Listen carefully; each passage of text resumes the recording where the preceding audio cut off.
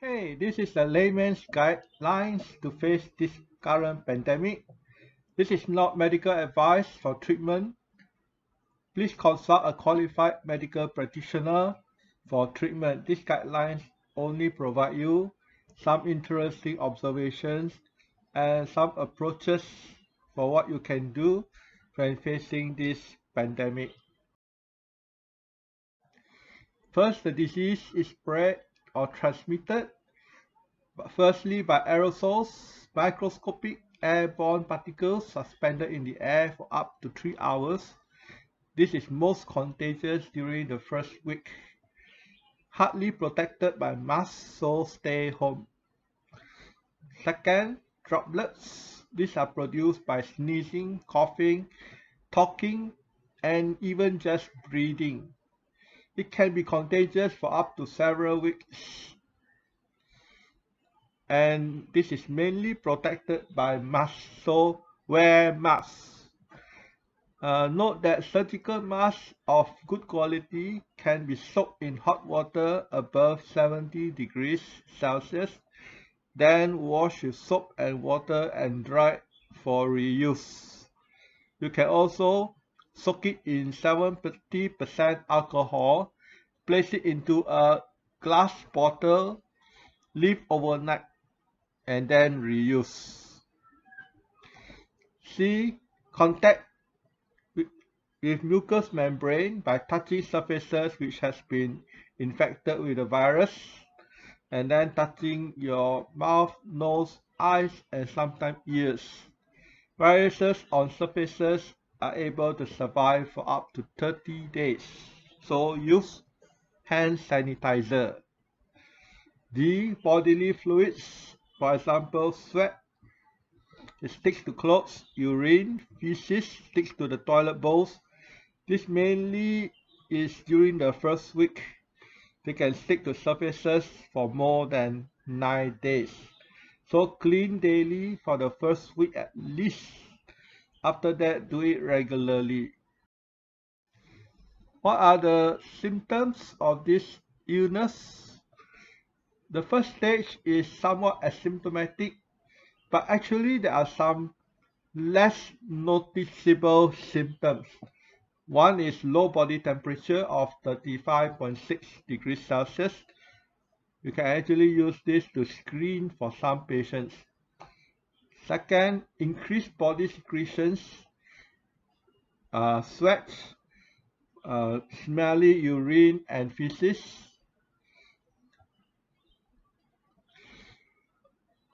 During this time, there are high viral loads and it's very contagious. The secretions may produce a characteristic flu smelling smell, odor, and this may actually stick to clothes, toilet bowls, metal, and plastic. Mild fever, body reacts by raising temperature to a mild fever. This is to curtail the viral replication. During this time, smooth, sticky mucus may be produced, which differs from the usual mucus.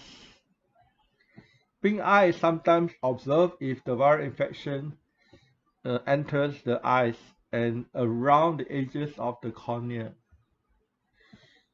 Mildly symptomatic, people start to notice symptoms. Viral segments that are exhaled sticks to the nose and throat, leading to sore throat and dry cough. Some of the fake or rather sticky mucus sticks to the nasal cilia and causes the loss of smell. They also stick to lung tissues, causing the lungs not to be so elastic, so there may be some heaviness in breathing. If you ingest contaminated food containing virus, some stomach discomfort may happen. Your stomach may be induced to produce more acid, so there may be feelings of stomach ache.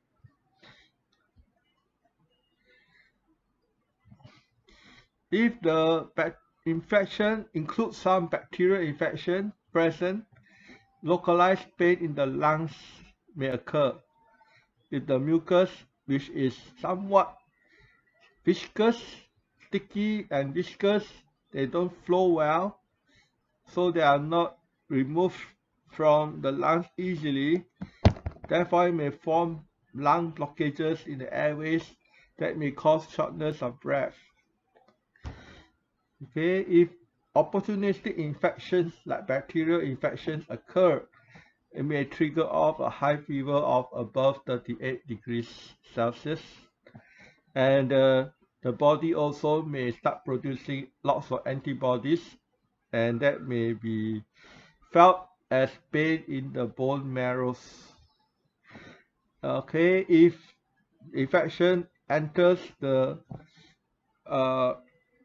intestines and colon, the body will try to purge it, and that will be diarrhea. And we go to severe symptoms. Blockages and fluid built up in the lungs will produce major breathing difficulties, tightness of lungs. Air sacs may be filled with fluid, sometimes with pus when there are infections, causing serious and loud coughs and maybe very high fever, and acute respiratory disease symptoms. Sepsis occurring if there is infection of the lungs, that lungs, stomach, colon, kidneys, or blood, that can trigger off reduced blood flow, reduced blood pressure, blood clots, and even organ failure to the kidneys and heart failure. This happens mostly in older, elderly patients with chronic conditions like diabetes, kidney or lung disease, or cancer. Septic shock can result in mortality or morbidity. Okay, what normally would you expect, or would a layman expect from medical support? This is my understanding. Alright, so medical personnel, please keep your guns off. Okay, for the initial stage monitoring, so if low body temperature is detected, perhaps testing can immediately be done to confirm if this is an infection, and if the disease is caught early, hydroxyl chloroquine plus zinc sulfate or zinc gluconate can be given orally to reduce and to stop the viral replication before they occur. This will probably enable the disease to be mitigated and the patient to recover within a week. During this time, due to increased body secretions, hydration is very important. Drink warm water and have frequent baths, hot baths, to keep the body hot and warm so that viral replication is reduced, because our body immune system is enhanced if we keep warm. If a mild fever or pink eye occurs, these are mainly just monitoring symptoms. We can of course take some general actions.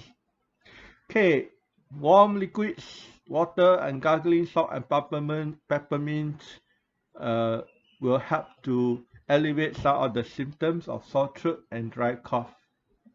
If feeling tired or sleepiness, this is usually measured by the oxygen concentration of the blood using a pulse oximeter. Sleep may be encouraged. For stomach discomfort, the physician may give you antacid salts or replacement salts, and for body rashes, antibiotics may be given. When there are pain in the lungs, especially localized pains, usually a CT scan or An X-ray may be done, and intravenous antibiotics like azithromycin and other antibiotics and antivirals may be given.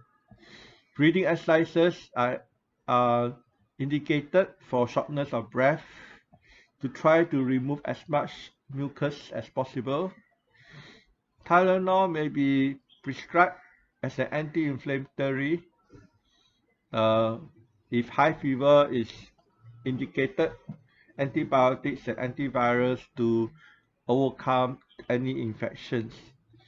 Pain medication to mitigate the pain, and maybe loperamide and lots of replacement salts and water between meals will help for cases of diarrhea. Oxygen support, either through intubation or ventilators, are given for breathing difficulties.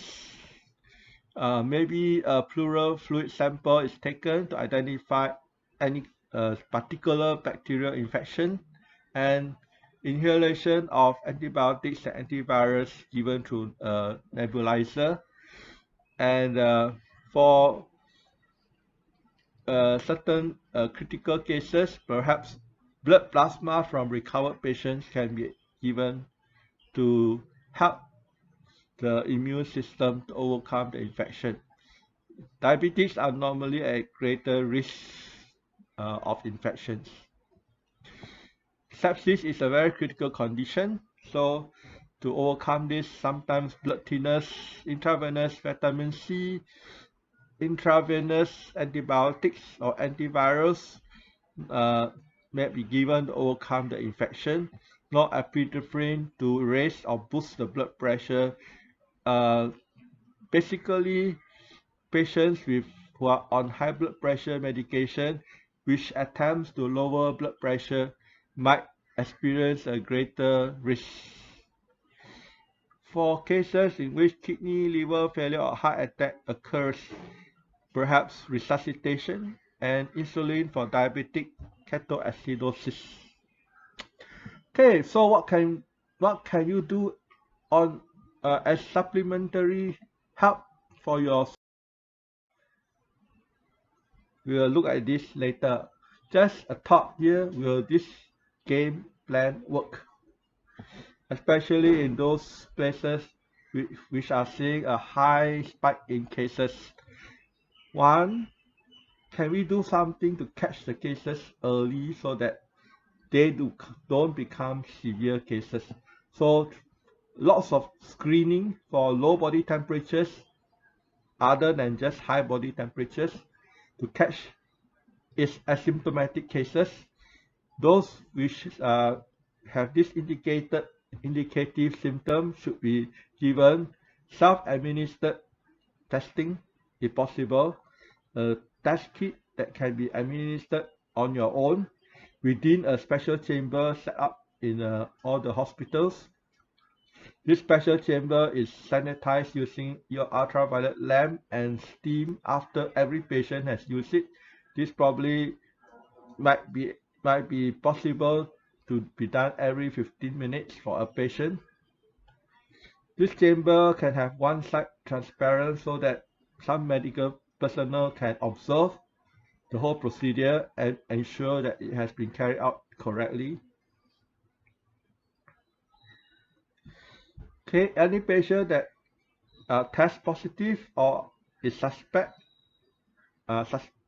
is a suspicious case should be administered hydroxychloroquine and zinc sulfate as outpatient with Tylenol and pain medication given to be taken as needed, and the patient can be sent home for self-quarantine with strict instructions on diet, sanitizing, and isolation procedures. A phone application, either in Android or Apple phone, can be developed to record and monitor the health status of these patients online daily, so that any triggers of the condition can be immediately alerted to health personnel. The patient is advised or given an appointment to follow up on the 5th day to be tested again at the hospital to see whether the condition has recovered or is progressing badly. If there are some greater infection, azithromycin can then be administered intravenously, and if necessary, hospitalization can be given, where antiviral drugs, remdesivir, etc., can be used for the patient using a nebulizer. Oxygen support, IV, vitamin C, blood plasma from recovered patients can then all be administered within the hospital setting for critical patients, including ventilator support.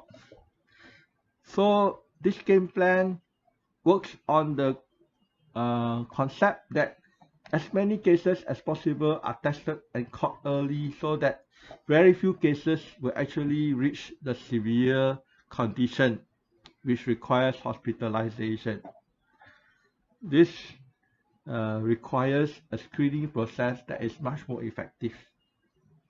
And then finally, recovered patients that are certified fit for work are given a card allowing them to return to work 10 days after they test negative.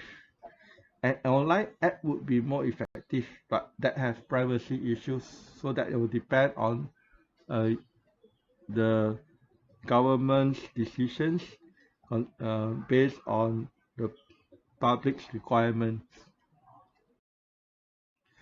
Okay, in addition to this, now we come to what each of us can do at home when we are under self-quarantine, for instance, under each case, or even when we are under treatment by the medical professionals. Okay, first, because low body temperature promotes viral replication, keeping warm is important. Try and sleep in a room above 30 degrees Celsius. Wear warm clothes and blanket, especially at night, so that you keep warm. If possible, sweat. Drink hot soup from 40 to 60 degrees Celsius. Breathe in steam to clean the lungs for about 30 seconds. Laundry every day with soap and water. Add some bleach or hydrogen peroxide to denature the virus. After using the washroom or toilet, add some bleach to the toilet bowl, especially during the first week. Bathe with soap and water, and this must be left on the skin or on the hands, on the face for at least 1 minute to ensure that more effective cleaning and denaturing of the virus takes place. Mild fever, keep the room warm again above 30 degrees. Bathe in hot water above 40 degrees Celsius. Drink hot soups 40 to 60 degrees Celsius, and boost your immune system, maybe using bitter gourd tea and other supplements. For sore throat and for dry coughs, gargle with Listerine to clean your mouth. During the mornings, gargle with salt or vinegar to clear as much virus in the sore throat as possible. Steam breathe, but for steam breathing, ensure that your throat and nasal channels do not become dry, because dryness is an indication of dehydration, which we do not want to occur. Drink liquids regularly, sipping liquids every now and then. Drink peppermint tea or herbal tea, and take a teaspoon of honey with vinegar each day. If there's a loss of smell due to mucus sticking, wash your nostrils and then add some vinegar and also wash your antibacterial soap. When you are very tired, very sleepy, and there is a shortage of oxygen, normally you will feel very sleepy when the oxygen concentration goes down to 95%. Cellular food, which is oxygen for the blood, can be very helpful. Anyway, sleep is very good. So you can also take turmeric, curcumin, and curries. Stomach discomfort occur, quickly drink a whole lemon juice or a glass of vinegar, and then follow that up maybe half hour later with yogurt and probiotics. And then follow that with hot water or soup, 40 to 60 degrees Celsius. Hopefully these steps will avert any further infection of the gastrointestinal tract. Pain in the lungs, you can use ginger and garlic, which are antivirals, antibiotic properties, and also anti-inflammatory. Colloidal silver might be a help. For shortness of breath, breathing in ozonides can be helpful, or inhaling ozone directly for short sniffs of a few seconds. This must be done very carefully because ozone can be hazardous. For high fevers, you can have a full orange juice and water fast.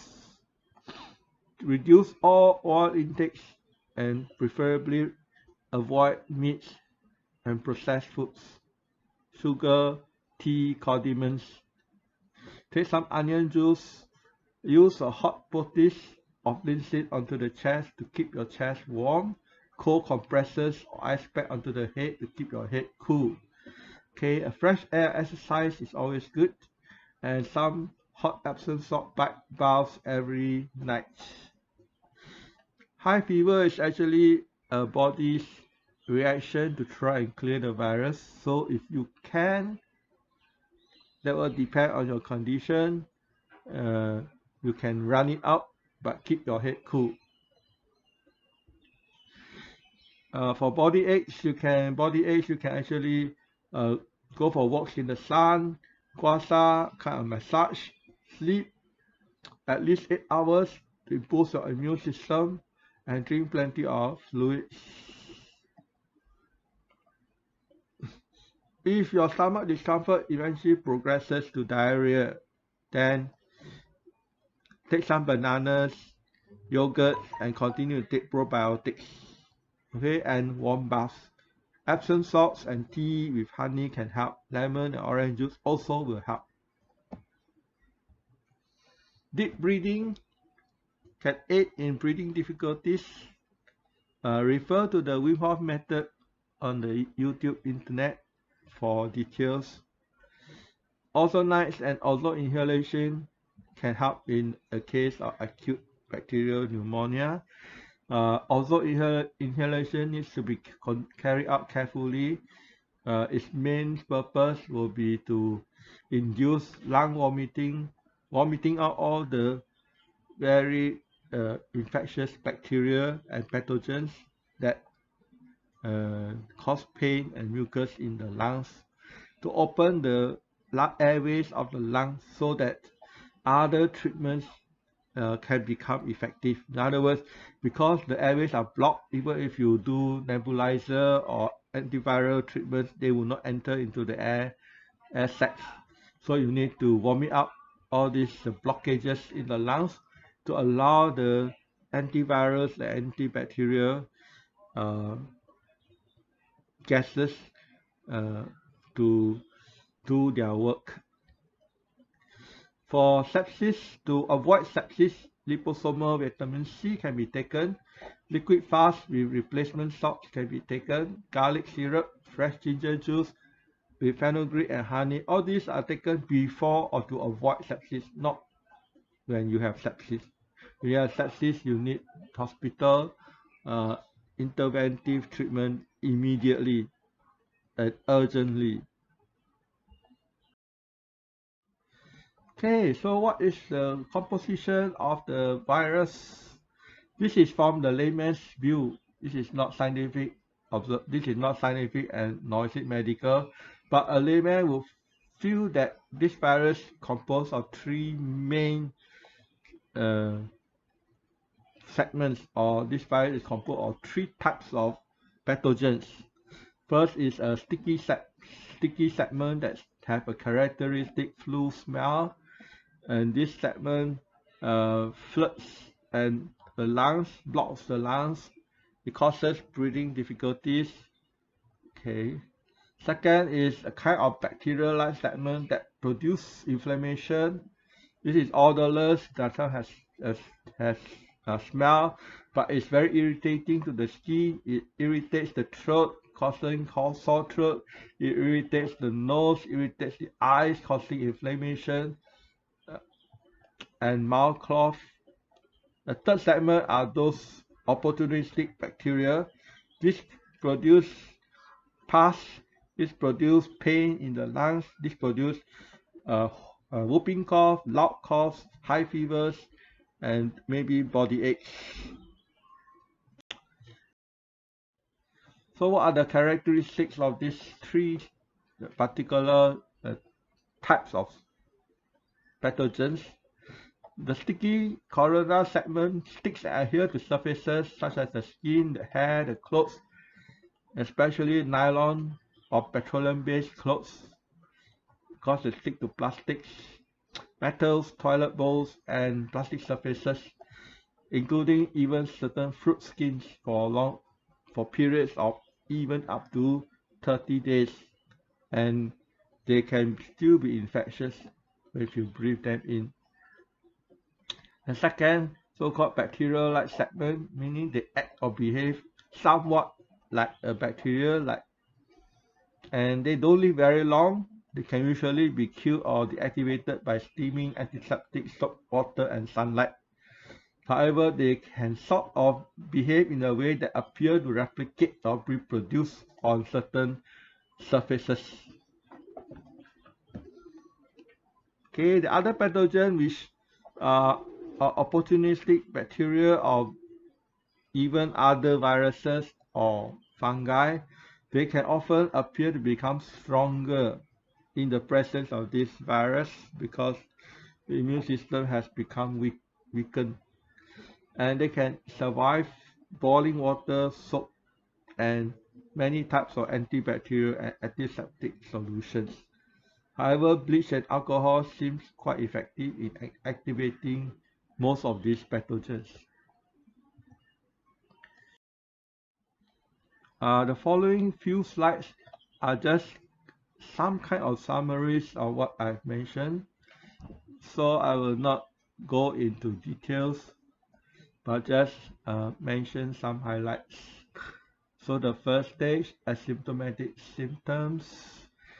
Low body temperature is associated with rapid viral replication, and to overcome this, you want to keep warm, you want to drink hot liquids, and you can take hydroxychloroquine with zinc gluconate or zinc sulfate to overcome this.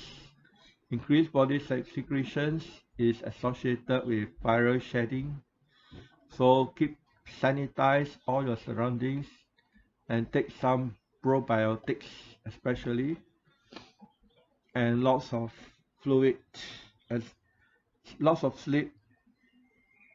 Mild fever is associated with the production of viscous, smooth, sticky mucus. So wash with antibacterial soaps, drink a lot of ginger tea, and take some curry or curcumin to induce more mucus expectorant to remove the virus.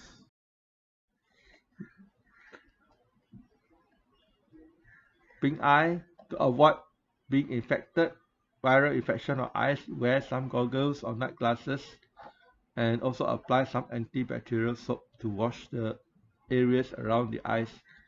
You can drink some citrus fruits. Sore throat and dry cough is associated with virus sticking to the back of the throat and upper part of the mouth. So to overcome this, Drink lots of fluids. Do not let the throat be dry or dehydrated. Then cough onto a wet cloth and wash.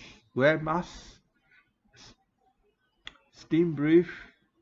Use antibacterial soap. Gargle with salt water or vinegar and then spit out. Or use a mouthwash. Drink some lemon juice, honey or vinegar. Drink hot soups. Loss of smell is usually associated with the sticky mucus sticking to the top of the nose. So you just need to wash your nose properly. Lethargy or sleepiness is indicative of lack of oxygen. So you can use the oximeter and take some cellular food and call on a lot. Stomachache is associated with ingestion of contaminated foods. So before you eat any food, wash all foods. Eat only cooked food. Avoid being infected by contaminated food.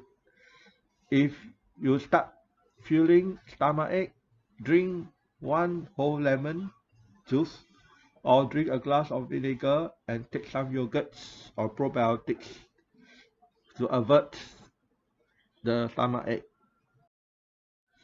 Pain in lower lungs is mainly due to localized blockages of airways, very often due to bacterial infection. You can breathe ozone. Ozone at small quantities can be able to kill germs within the lungs, but at large quantities can damage the lungs. You can use ozonides, and maybe a doctor will prescribe antivirus antibiotics, which may include azithromycin. Shortage of breath will occur when blockages and fluid starts filling up the lungs. Breathing exercises will help to remove the mucus or the fluids that fill the lungs. Intubation oxygen will provide some oxygenation. Whooping cough is usually the result of some opportunistic infections in the lungs, because it's a way that the lung try to get rid of the infections. So maybe you should encourage coughing into a mask or into wet cloth and tissue and wash it with soap and water. If you use a tissue, discard the tissue in the toilet bowl so that aerosol infection does not occur. Ozone inhalation will help with the whooping cough, but do it for only a few seconds. High body temperature or fever above 38.5 Celsius. Use a cold press or ice pack for the head. Hot compress to heat up the chest. Warm clothes to induce sweating. For medication, you may need Tylenol. Muscle aches is the body's response to produce antibodies. Guasa will relieve some of the aches. Intravenous antibiotics, antivirals will help the body to fight the infections. Diarrhea, infection of the intestinal and colon areas. Use replacement salts so that you avoid dehydration. Medication, you may use loperamide. For food, bananas may be helpful. Yogurts and probiotics are encouraged. For severe breathing difficulties, cause the lungs start to collapse, and you may need ventilators. Supplementary ozone inhalation may be helpful to open up the airways so that ventilators can enable oxygen to enter into the airways. ARDS sepsis due to compromised immune system. IV saline solutions, antibiotics may be used, and liposomal vitamin C can be helpful because vitamin C is depressed when sepsis takes place. Intravenous vitamin C can also be used, and norepinephrine is applied to boost your blood pressure. Kidney, liver, or heart failure are often inflammatory responses to the infection. Urgent medical intervention is required. To prevent this condition, you can first take some preemptive measure, probiotics, lady's fingers, and vegetable soup fast. Avoid oily foods. Additional notes: for the first few days, urine and feces will have a characteristic flu or cold gel smell and is very contagious at this point. Bodily fluids through the sweat may deposit the smell onto the clothes, and eating utensils, toilet bowls, and so forth. Go-to method to deal with this is to use bleach. Small amount can be added to toilet bowls after using and to the surroundings, including the laundry, your clothes. Soap and water alone will not remove this. This stage usually lasts for a few days. Soap and water is effective to clean off the bacterial-like segments, but if they have lodged in the skin, you may need antibacterial soap applied for at least a minute. Some pain may be felt. Sufficient sleep will help to boost your immune system. The virus may cause you to feel somewhat emotional, depressed. Crying out loudly is not unusual and can sometimes be beneficial. But you can pray to God, pray to the Lord Jesus, call on the Lord Jesus, Lord Jesus. Okay, you can sometimes you can cry, you can weep. All this letting out of the emotions will also at the same moment will also purge your lungs of virus. Due to the compromised immune system, avoid opportunistic infections. So when you clean your house, when you sanitize, wear a mask even when doing housework so that you don't get infected by your surroundings. Wear some latex gloves. Okay. Opportunistic infection, if they occur, they can result in loud coughing and pain due to inflammation. So because of that, mucus may block the airways, and these blockages of the airway will stop any antivirus that you take by inhalation from working. They have no path to enter your lungs. So what you need to do is to open these pathways, and one of the ways that the body does is by coughing. So you try and cough into the sink or into a piece of wet cloth, and then after that dispose of if you use a tissue paper, dispose of the tissue paper in the toilet bowl. Okay, and flush it. Another way to open the pathway in the lungs, if other ways do not give you good enough results, is by inhaling measured amounts of ozone for only several seconds until the pathways open. Then you don't want to inhale ozone too much that can cause damage to your lungs.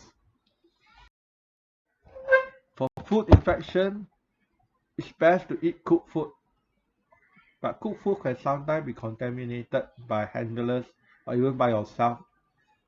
Right? Maybe you have respiratory problems, but your stomach is okay. But after that, you infected the food by yourself and consume it, and now you have stomach problems. Okay, all the food products can be contaminated during handling by other customers.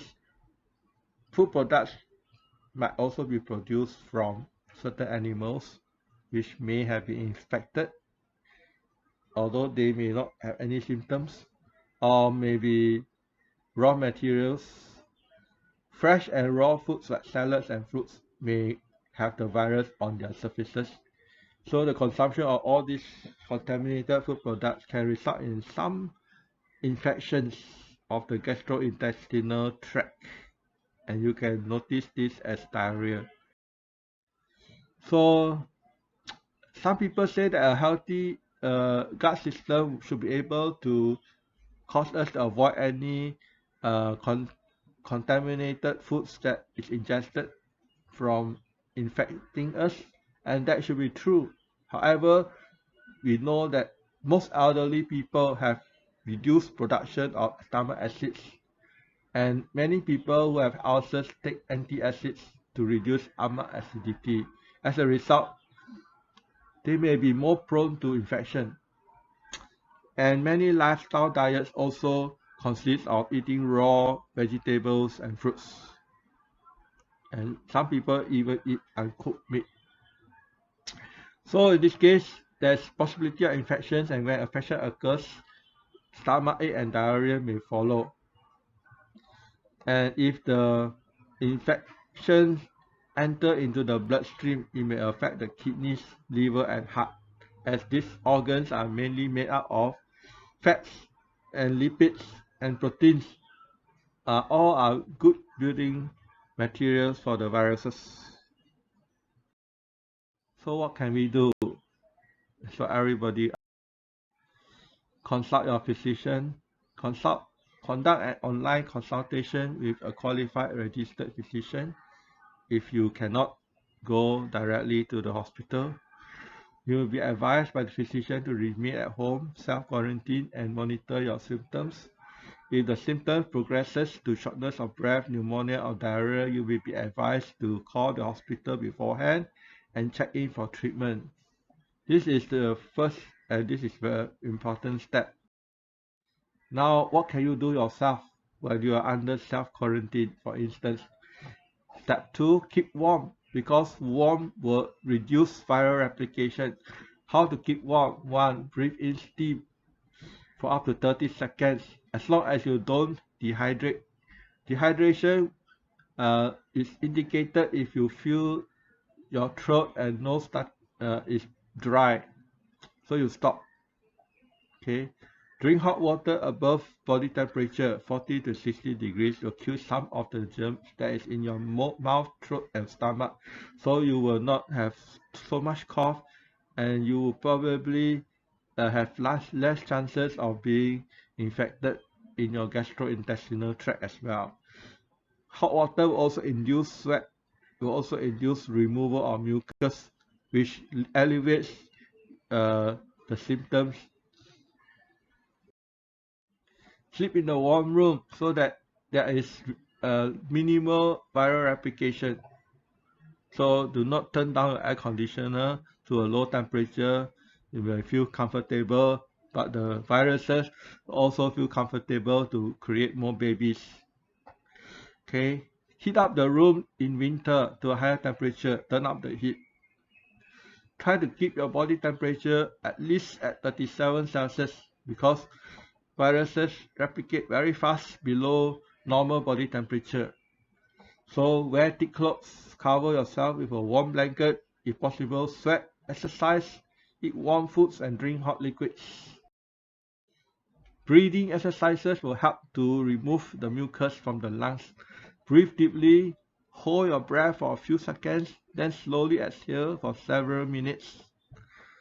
Do this for several minutes. After that, breathe deeply and then exhale through your mouth with a huff sound like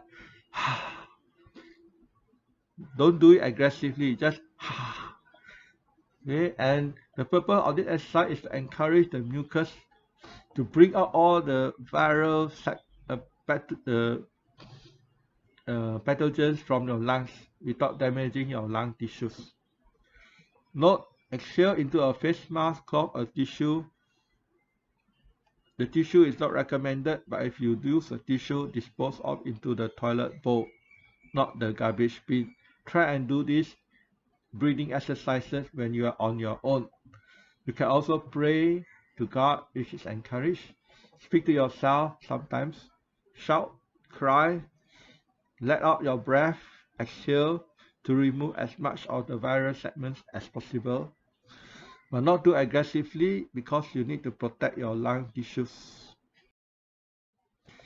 A particular procedure is called ozone inhalation. There are two types of ozone inhalation. One is inhalation of ozonides, which is carried out by bubbling ozone through olive oil and breathing in after that.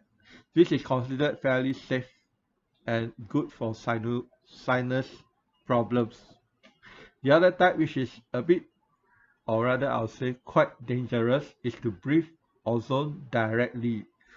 The purpose of this breathing is to dislodge any blockages in the lungs, which blockages are the ones that stop any antiviral or antibacterial treatments inhaled in the lungs from working well. So you need to remove or to dislodge the blockages. So in general principle, when carrying out this direct inhalation ozone, is that if you cannot smell the ozone, it is killing the germs. If you can smell the ozone strongly, it is damaging your lungs and you need to stop. Okay, this is important to take note. If you smell a strong ozone smell, stop. If you do not smell the ozone, you can somewhat continue. Okay, so how to do this breathing? Use controlled short sniffs of only a few seconds each time. And especially if you feel your lungs vomiting out the viruses, just like the stomach vomit, the lungs vomiting out the viruses and the fake mucus, that is the time it's clearing the blockages, and that is good for you. Okay, but when do you need to do this? When you feel difficulty in breathing or pain in the lungs. Okay, and when there are no available oxygen, intubation or ventilators due to shortages. Why is this useful? Because it only takes a few seconds, at the most a few minutes. You don't need to be on a ventilator for days and weeks. And if it is effective, it will allow antivirus and antibacterial inhalation from working. Warning: be aware that ozone can trigger increased heart rate and breathing and lead occasionally to a heart attack. So very important, make sure you take due care. Monitor your heart rate, breathing, and preferably conduct this under medical supervision. Step 4. Keep clean. You do not want to reinfect yourself from your environment, so keep clean. Wash and clean all your surroundings with soap and water and some sanitizer, either Clorox, bleach, or hydrogen peroxide or alcohol. Launder your clothes every day. Change into a new garment each day, preferably after bathing and before sleeping on during the night, so that you do not contaminate your bedding, right? So soap and water will kill the bacterialized segment but will not remove the sticky corona segment. To do that, you need to use some bleach added to the soap and water. Bleach added must be at a high enough concentration that's needed for this, which is 1 to 50. It's preferable to wear cotton clothes as the virus sticks to plastic or petroleum products like nylon and are not easily removed even with bleach. So clean and sanitize. Clean is to remove dirt and debris. Sanitize is to deactivate germs by disinfecting them. So disinfections that are not very effective against coronaviruses include quaternary ammonium compounds and chlorhexidine, which is found in Dettol. But of course, you can still use them to control bacterial infestation. Although benzyl chloride itself is not effective in killing this virus, it is useful when added to alcohol because it helps the alcohol to penetrate oily skin and increase the effectiveness of this alcohol manifold. So suggestions for best practices in cleaning: use soap and water for washing hands, face, clothes and bathing for at least 30 seconds. After using, rinse with a change or two of water. Use bleach or white vinegar for cleaning kitchen objects and surfaces, laundry and toilet bowls, and make sure it is left on for at least 5 minutes. Use hydrogen peroxide for room floors and external surfaces because bleach is deactivated by sunlight, so it's not so suitable for external surfaces. Use hand sanitizer containing at least 60% alcohol, 60 to 90%, and preferably that includes some benzalkonium chloride and propylene glycol. Alcohol is left on for 10 seconds to denature the virus.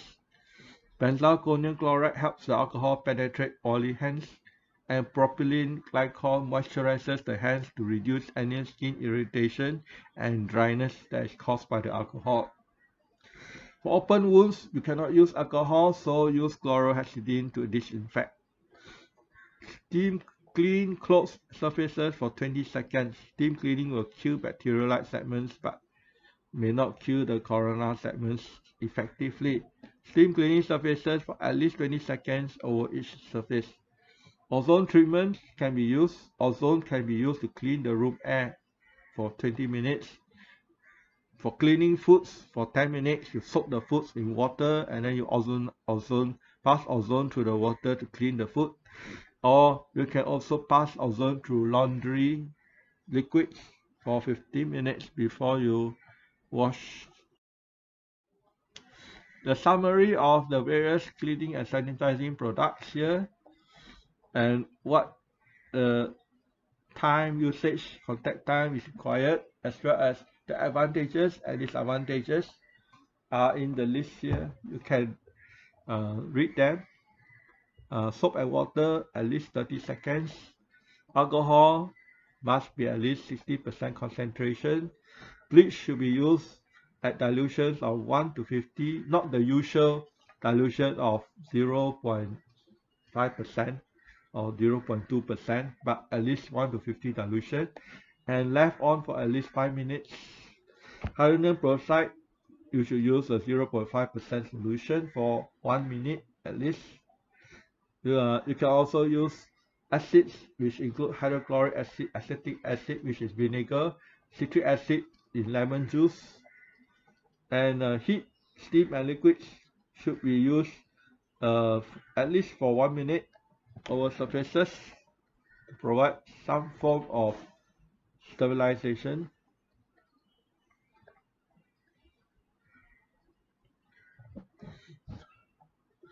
Note that bleach should not be used together with ammonium compounds because they can produce dangerous gases.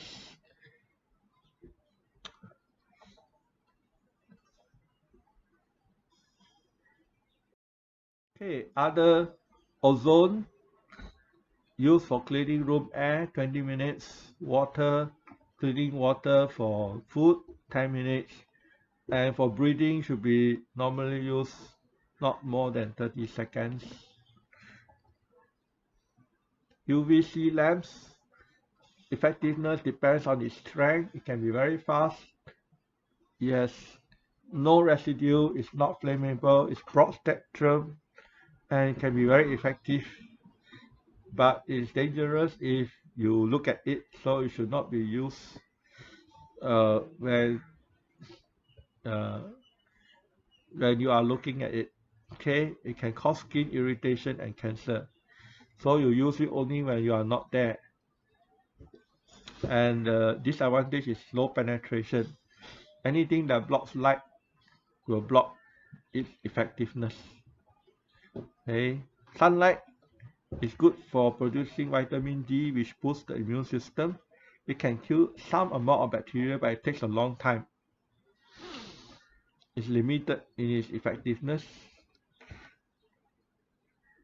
Benzalkonium chloride itself is not useful for killing this virus, but when added to alcohol, it will help the alcohol kill the virus much better. Warnings: do not use ammonium cleaners together with bleach. Do not use alcohol in the kitchen or in the car as they are flammable. Do not look at UVC lamps. They can cause blindness and they can cause skin irritation or burning. Do not apply disinfectant directly onto the skin, except to disinfect wounds using, for example, Dettol. Do not breathe ozone directly for long periods. It can cause lung damage and heart attacks. Okay, diet and exercise. Diet exercise is useful to boost your immune system, strengthen your kidneys and liver, protect your heart, and to supply oxygen, and to cleanse your gastrointestinal tract.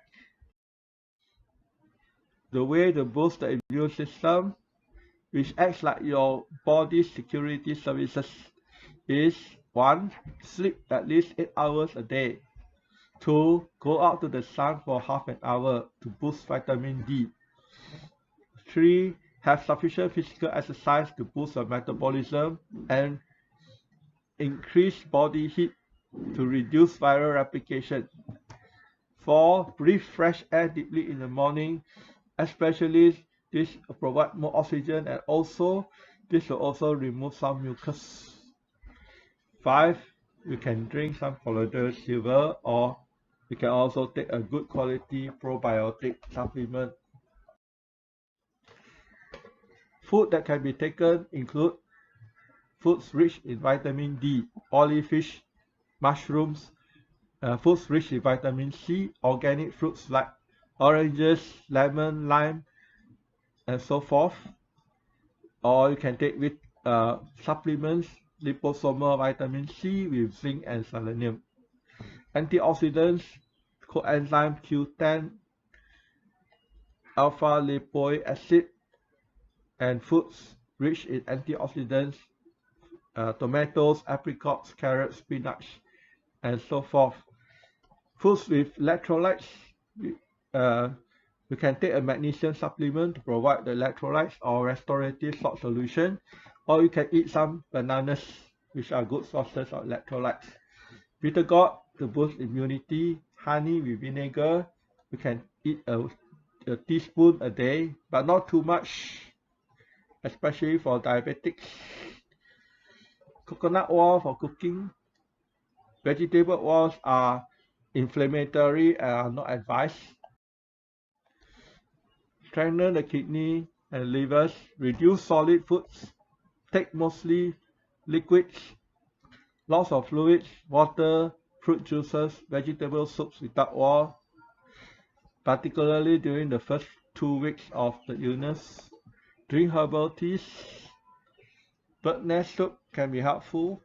Ginger tea can be helpful. They are antiviral. Lady's fingers to strengthen the kidneys. Vinegar provide acetic acid to disinfect throat and nostrils. Lemon juice and oranges provide vitamin C and antioxidants. Coconut water for protecting the heart, which represent your body's oxygen supply or financial services. You can use onions, oatmeal, and cellular food, which is cellular supply of oxygen for the blood. Cleanse the gastrointestinal tract. You use probiotics, either ingesting yogurt or supplements of probiotics. You can use detoxification mixtures in order to cleanse the intestinal tract. Apple cider vinegar is useful for digestion and provides enzymes. Aloe vera juice protects the intestinal flora. During food preparation, make sure all fresh food is washed thoroughly, disinfected using salt, vinegar, or you can pass ozone through the food immersed in water washing liquids. Do not eat uncooked foods and meats at this time. Reheat food that has cooled down before consuming. If fruits or vegetables, you notice them going back quicker than normal, they are probably contaminated, and it is best to discard them. If stomach upset takes place, quickly act. Drink 1 whole fresh lemon juice. After half an hour, drink a glass of diluted white vinegar. After that, drink some yogurt to replace good bacteria in your intestinal tract. Take some probiotic capsules. Okay. Use replacement salts as necessary.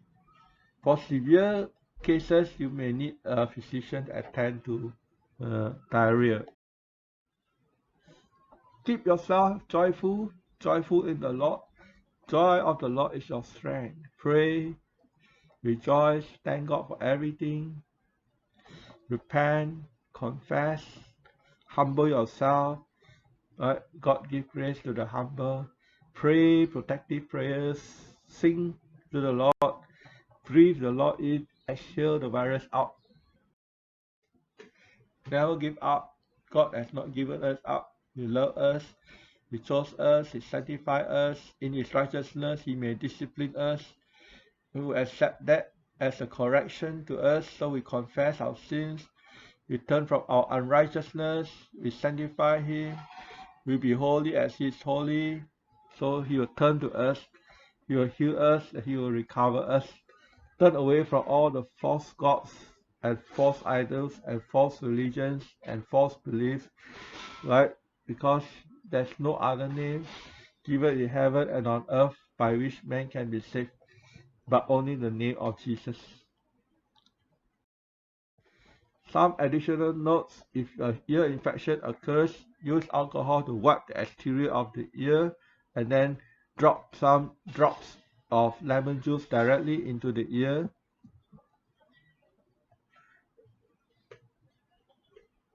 Leave it on for a while until the pain goes away.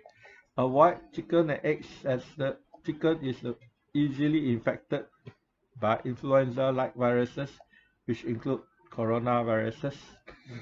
Add some curcumin and turmeric to your food during meals to reduce inflammation. Curries can be useful. Colloidal silver is a good antibiotic, but you have to take only the ones that are edible. Adding some vinegar to the nostrils or face mask can help prevent infection. Gargling with salt and vinegar and spitting it out if your throat is irritated.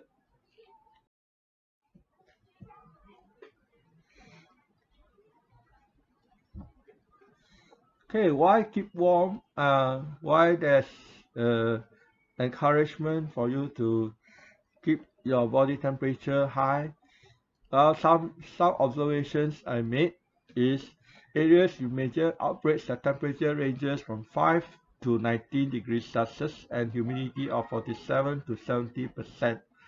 Although outbreaks take place all over the world, these are the places which has the greatest outbreaks. So virus replication is most favorable at certain temperatures between 5 and 19 degrees Celsius, ambient temperatures. Furthermore, the body's immune system is depressed at lower body temperatures. Virus replicates at 100 times more at 33 degrees Celsius body temperature compared to 37 degrees Celsius over a period of 3 days. So this can make a difference between a mild infection and a severe infection.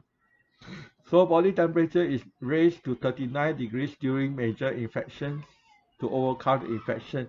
This indicates the body trying to overcome the infection. So if we bathe in water of temperatures 40 or 42 degrees Celsius, we can often feel pain in the infected skin areas. This also indicates that this is where the virus is, and the hot water is actually killing the virus, and the pain will gradually go away as the infection is deactivated. Okay. During the incubation period, the body temperature may actually be lower at 35.6 degrees Celsius. Because this temperature promotes viral replication. This is also a time when it is very contagious. Testing for low body temperature can be another form of screening. Our normal body temperature is from 36.2 to 37.5 degrees Celsius. After the virus has replicated, the body temperature may be raised to a mild fever of 37.1 Celsius, and the body reacts to this bacterial-like infection. This inflammation reaction may produce sticky, smooth mucus. If opportunistic infection takes place and the virus starts to infect the bloodstream, high fever may occur. Normally, elderly people produce less body heat, more likely to have lower lung and body temperatures, and both of these factors will predispose them to higher rates of viral replication, and that is interpreted as higher morbidity. So it's not surprising that elderly people have a much higher rate of death compared to young people, because they have a much higher predisposition to large viral replication. So I take some information gathered. Average body temperatures, children is from 36.6 to 37.2. This is normal temperatures. Adult 36.1 to 37.2 Celsius. And the elderly is 36.2 or lower than 36.2. So looking at this data, it is very obvious that children have a much lower infection rates and will normally experience much milder illness, right? And adults, well, in the middle, some adults will experience serious infection if their body temperature is 36.1, while some adults will experience mild illnesses if their body temperature is 37.2, right? But for the elderly, since the average body temperature is 36.2, most of the elderly above 65 years old will suffer severe illness. Merely from observing the body temperatures, this effect will be expected. So my comments on this, temperature of the lungs actually expected to be roughly the body temperature. So if the body temperature is low, the lung temperature will be low. And this means there's a predisposition to a much higher viral replication rates, producing pneumonia. So lung air temperatures and temperatures of the nostrils where the infection normally begins can be significantly lower than body temperatures, perhaps even at 33 degrees.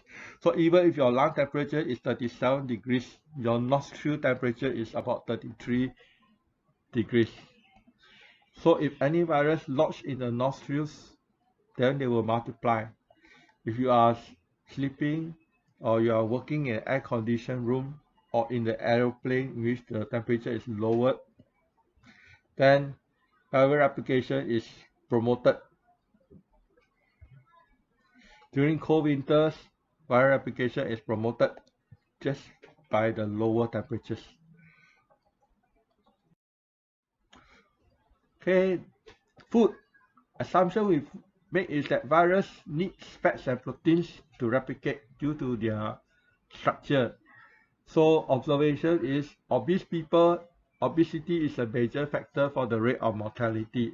People with high fat content, high visceral fat, tend to get heart attack, kidney failure, and liver damage when the virus lodges within these organs and cause inflammation. So the proposed action is that for the first few days, do not eat anything or only drink lots of vegetables, soup, fruit juices, right? Of course, you need to eat if you are on medication that require food, eating with meals. Other than that, just drink lots of fluids, right? Drink lots of water to hydrate, and salts, replacement salts. Water may thin the mucus and expectorant, and it also helps with the kidney function.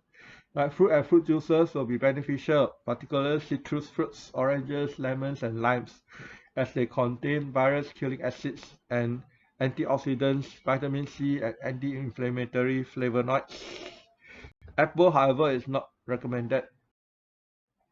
Add vinegar to your food, reduce dairy products like eggs and chicken, eat anti-inflammatory foods like turmeric, curcumin, and curry.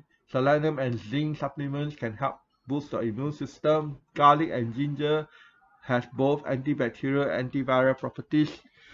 As your body is working to detoxify and remove the virus toxin from your blood and lungs, you need your liver and your kidney to be available. These are like your health services. You don't want them to be overloaded with having to deal with food oil and fats and all these other things in addition to trying to overcome the virus. However, once you begin to recover later on, maybe in about 30 days, then you can add some fish and meat to your diet. For health and exercise observation, a shortage of oxygen is a major factor of morbidity. When blood oxygen levels reduce to 95%, you will feel very sleepy and lethargic. The cause of this is probably because the rate of oxygen intake in the lung is reduced due to the pneumonia. So what you can do is to clear the lungs as much as possible, either by deep breathing techniques. Firstly, greenhouse breathing techniques looks like an interesting method of doing breathing, and that increasing warmth in the lungs, calling out, call on the Lord, call on God, can also help in this breathing. Talking to God is a good practice. Coughing out the bacteria.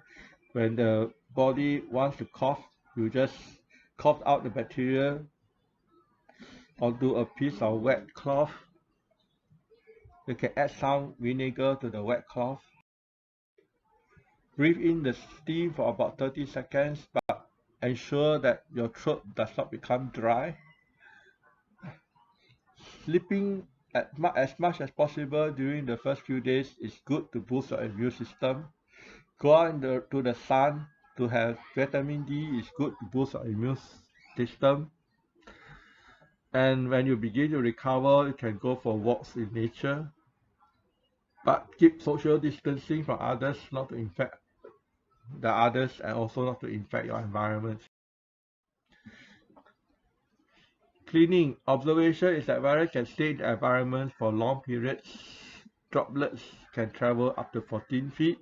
Aerosol can remain in the air for 3 hours. Virus can stick on surfaces for up to 30 days or more. Half-life of virus in plastics and stainless steel is 3 days. In copper is 4 hours. And in cardboard is 24 hours. Action to remove as much fats, lipids, and oil in the garment and surfaces. So because of all this, you need to remove as much as possible.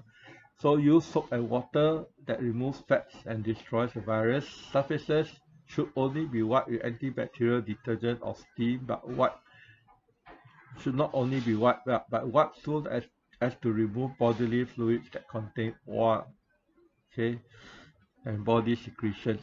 After washing with soap and water, rinse with pure water so that no remnants of oil or fats remain on the surface. After washing the laundry with soap and water, rinse so that no remnants of fat remains in the garments.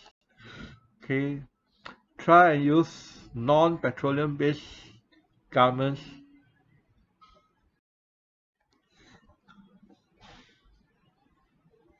Steam cleaning can help remove bacteria. Wiping with bleach will help kill viruses.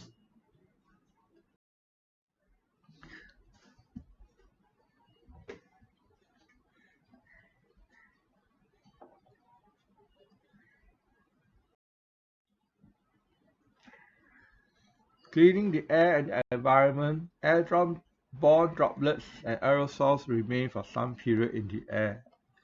And infections can occur as these aerosols are carried long distances by the wind. Especially during the first few days, bodily excretions including sweat, urine, and feces may all contain viral loads and may stick onto clothes, toilet bowls, etc. So encourage sneeze into a wet cloth and wash with soap and water. In public places, use wet wipes with vinegar and bin it. As a last option, sneeze into dry tissue paper, fold it and bin it. But this is not preferable as aerosols from the tissue can contaminate the surrounding air. Preferably after sneezing, throw the tissue into a toilet bowl and flush, and then apply some sanitizer. For how to clean the environment? 1. You can use ozone to clean the air, water, and laundry. Air filters can be used to remove aerosols and air droplets. Steam mops can be used to kill viruses on surfaces of the floor. You can apply Clorox on surfaces and in aerosol form by steaming, but take care not to breathe them in. Hydrogen peroxide cleaners are more environmentally friendly as they leave no residue, but they may cause some irritation to the skin. Personally, what action can you do? Can make sure you wear a mask. Okay, you can impregnate some white vinegar in cotton and apply to your nose. Wear goggles or night glasses to cover your eyes. Wash your laundry each day. Wash hands and soap with water and soap frequently. Wash your face with soap and water also for at least 30 seconds. Similarly, bathe with soap and water. Open car windows before switching on the air conditioners. Keep a distance from others. No personal contact with a sick person. Wipe surfaces before using them. Do not spit everywhere. Contaminated garbage should be placed in 2 layers of plastic bags before proper disposal. Immune system response of the body temperature is independent of the type of viruses. Hence, it should apply to other type of viruses as well. So always keep warm. Promising developments, malaria drug hydroxychloroquine and zinc sulfate has been found to work quite effectively. Chloroquine opens the cell gates to allow zinc ions to enter the intracellular fluid. Zinc is the one that blocks the viral RNA from replicating. Okay, and antibiotic azithromycin is useful. Intravenous vitamin C has been tried quite successfully, especially to treat dangerous situations like sepsis. Was noticed observation is that vitamin C levels in patients show a dramatic decrease when they are confronted with sepsis, which is a result of an inflammatory response caused when the body's immune system shifts into overdrive and overreacts to an infection. So to treat this, vitamin C is administered intravenously to patients 3 or 4 times over a day. Other medicines used in combination includes anti-malaria drug hydroxychloroquine and antibiotic azithromycin. Some natural treatments that can be used in place of prednisone is phytocort, a blend of several herbs, aspirin to help support clear breathing as it consists of 23 herbs, mycolixyl, which is used to help clear or dissolve airway blocking mucus, especially in the breathing difficulties. Okay, we will just have a quick look at some analogy with social viruses. Social viruses spread through social media, spread through the internet, spread through worldwide news, online gossip, and spread through our analysis, various complaints and condemnation.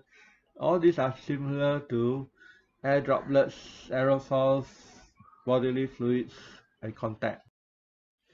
Parallels with progression of social virus during the asymptomatic stage, lack of detection, so there are no test kits to detect illness, so that is asymptomatic. People don't notice, people don't know it. There's low surveillance of, and this low surveillance and lack of detection allows infections to replicate. And mildly symptomatic case, says censorship, is a kind of dryness, misinformation, this is fake news or fake mucus, lack of transparency, limited amount of surveillance, this is mild surveillance or mild fever, complacency, and some supply chain disruption. Medium symptoms, there is a lockdown, this is blockages, economic distress, difficulty breathing, high surveillance is a high fever, overload of morbid cases, pneumonia, fake news block economic activities, severe symptoms, manufacturing stoppage, healthcare services failure, security services failure, financial services collapse, industries collapse, nation collapse. What are the causes? Major social causes. Major outbreaks caused by religious and social gatherings are part of the equation. Some immunity boosting foods you can take: papaya, garlic, green tea, broccoli, ginger, spinach, citrus fruits, great bell peppers, and apples. That's all. Hopefully this information can be of help to some of you, and hope that you all have a good day and God bless. Thank you.